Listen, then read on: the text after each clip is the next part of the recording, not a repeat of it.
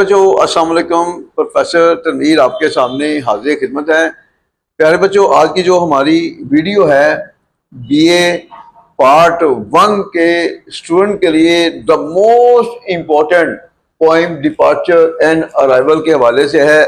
ये नज़म तकरीबन बार बार पेपर में आती है क्योंकि इसमें एक बहुत बड़ा मॉरल लेसन हमारे लिए चल रहा है। इसमें काफ़ी टेक्निक्स चल रही हैं। हमारा जो मेन टारगेट है कि उर्दू में जो कहानी आपके सामने हम ला रहे हैं, ये जो कहानी है जब हम उर्दू से इंग्लिश में ट्रांसलेट करेंगे तो बेशुमार टेक्निक्स आपको फिक्रा बनाने के हवाले से पता चलेंगी।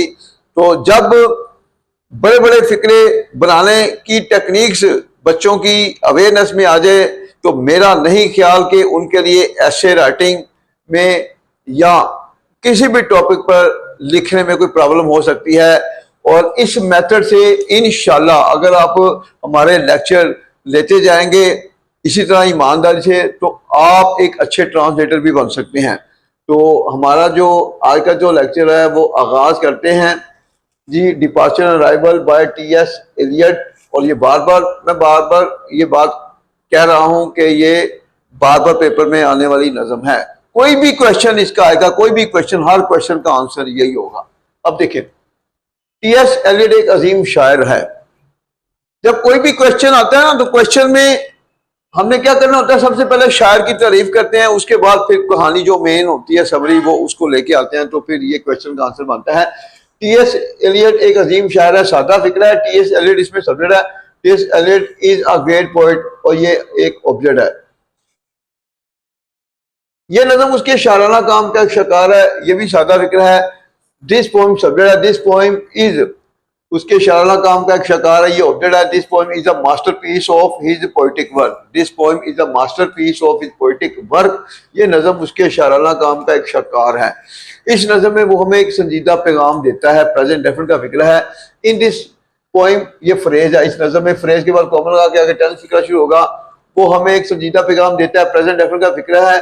He gives us a serious message. He gives us a serious message. वो हमें एक संजीदा पैगाम देता है। उसके मुताबिक 20वीं सदी तरक्की और इंसानी की बेहतरी की सदी है, ये भी सादा फिक्र है।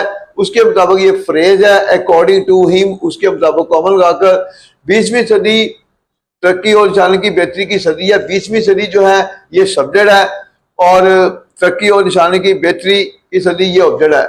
20th century is the century of, सदी है किसकी? Century of progress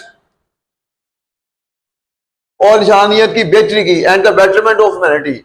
the 20th century is the century of, सदी है किसकी? सदी है ऑफ प्रोग्रेस, तरक्की की और इंसानियत की बेहतरी की, एंड बेटरमेंट ऑफ ह्यूमैनिटी और इंसानियत की बेहतरी की। नेक्स्ट देखें, वो हमें बताता है, प्रेजेंट डेफिनेट का फिक्रा है। ही टेल्स अस, वो हमें बताता है कि हम 20वीं सदी को अजीम बना सकते हैं। यूज ऑफ कैन है, सब्जेक्ट कैन वर्क बी फर्स्ट फॉर्म और ऑब्जेक्ट दैट वी कैन। अब इसमें ऑब्जेक्ट कौन सा बनाना? Verb. We can make, object कौन सा? 20वीं सदी। We can make 20th century great. We can make 20th century great. ये मुकम्मल हुआ। नेक्स्ट देखें, अगर हम बेगर्जी और मुखलिस से मेहनत करेंगे, उसके साथ ही फिक्रा चल रहा है। अगर शायद चाह रहा तो इफ अगर का इफ छोटा होगा, आई मतलब आई इफ का छोटा होगा तो उसके साथ मिलाएंगे इफ। अब इफ वाला हिस्सा हमेशा प्रेजेंट डेफिनेट में आता है, ये ज़हन नशीन करनी है बात।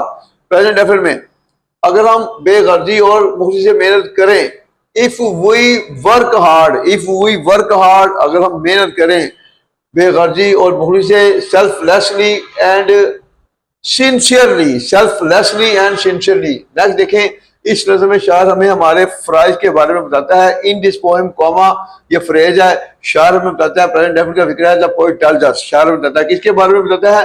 हमारे फ्राइज के बारे में, about our duties, about our duties. Next देखें, वो कहता है, प्रेजेंट डेफिनेट का फिक्र है, ही सेज, कि हमें अपनी कौम को मजबूत बनाने के लिए सख्त मेहनत करनी चाहिए। सबसे पहले वो कहता है कि हमें सख्त मेहनत करनी चाहिए। यूज ऑफ शुड है, वी शुड वर्क हार्ड, हमें सख्त मेहनत करनी चाहिए। किसके लिए?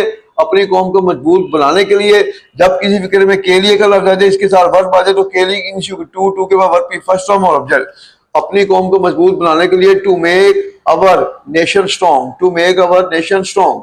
नेक्स्ट देखें, हमें कामयाबी के नए मैदानों को दरियाफ्त करना चाहिए, यूज ऑफ शुड, तो वी शुड डिस्कवर, हमें दरियाफ्त करना चाहिए कामयाबी के नए मैदानों को, new fields of success, new fields of success, हमें ये भी हो गया, हमें कामयाबी के झंडे को बुलंद करने की कोशिश करनी चाहिए, हमें कामयाबी के झंडे को बुलंद करने की कोशिश करनी चाहिए, हमें कोशिश करनी चाहिए, we should try to raise होता बुलंद करना, to raise the flag of success, we should try to raise the flag of success, ताकि हमारी नई नस्ल हमारे अच्छे कामों की वजह से हमें याद कर सके। जिस फिक्र में ताके का लफ्ज आएगा, ताके के लिए हम सो डैड यूज करेंगे, फिर सब्जेक्ट, फिर मे वर्ब की फर्स्ट फॉर्म और ऑब्जेक्ट, ताकि हमारी नई नस्ल, ये सब्जेक्ट है, so that our new generation, उसके बाद मे आएगा, so that our new generation मे, उसके बाद वर्ब याद कर सके, रिमेंबर अस, हमें याद कर सके।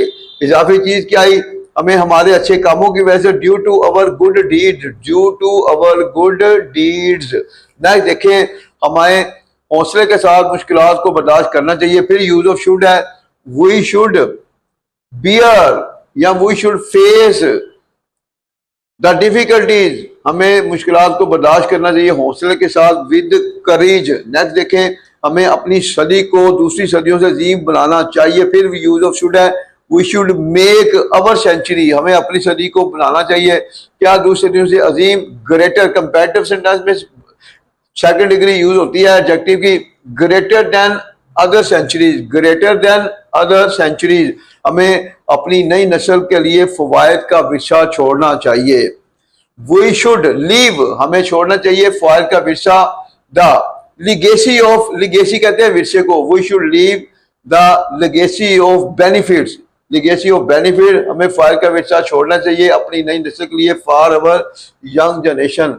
अगर आपको ये क्वेश्चन आता है डिपार्चर अराइवल का और अगर आप ये आंसर कर लेते हैं तो इंशाल्लाह 10 में से 8-9 नंबर आपको मिल सकते हैं, अगर आप कोई ग्रामेटिकली मिस्टेक नहीं करते या पंक्चुएशन की मिस्टेक नहीं करेंगे। तो अगर फर्ज किया यही अगर रेफरेंस टू कंटेक्स्ट में पोइम आ गई है तो फिर हम क्या कर सकते हैं, फिर हमने रेफरेंस दीज लाइन रेफरेंस लिखकर, these line have been taken from the poem departure arrival written by T S. Eliot के बाद हमने क्या करना है, explanation with context, explanation with context, ये हेडिंग देकर एक्सप्लेनेशन विद कंटेक्स्ट देकर फिर यहां से शुरू करने सारा, तो ये आपका रेफरेंस टू कंटेक्स्ट में भी कवर हो जाएगा। तो क्वेश्चन में तो मैंने बता दिया कि आंसर टॉप क्लास बन रहा है और ये नंबर भी अच्छे देगा। तो कोशिश करें बार बार हमारी जो वीडियो देखें ताकि आपको फिक्रा बनाने में जो है वो कंफ्यूजन ना हो। तो ये चीज जो बच्चा सीख लेता है वो कभी भी किसी भी टॉपिक पर लिखने में कंफ्यूज नहीं हो सकता। तो बाकी हमारे जो नोट्स हैं, अगर आप हमारे नोट्स लेते हैं तो ये ज़हन में रख लें, जिनको हम अपने नोट्स देते हैं हम पेपरों तक पूरी सपोर्ट देते हैं। ये नहीं होता कि नोट्स के बाद हम जो है वो कहते हैं जी नोट देते बस बात खत्म हो गई, ऐसा नहीं होता। तो नोट्स अक्सर हमारे जो लोग हैं पीडीएफ के चक्कर में दूसरों को देते हैं और वो लोग जो थोड़ी सी लालच की वजह से पीडीएफ के चक्कर में आते हैं तो वो क्या होता है, वो हमारी जो सपोर्ट है उससे वो महरूम हो जाते हैं। तो हम यही कहेंगे बच्चों, जिस बंदे ने जो नोट्स बनाए हैं जो वो बंदा आपको सपोर्ट कर सकता है, दूसरा कोई भी बंदा आपको सपोर्ट नहीं कर सकता।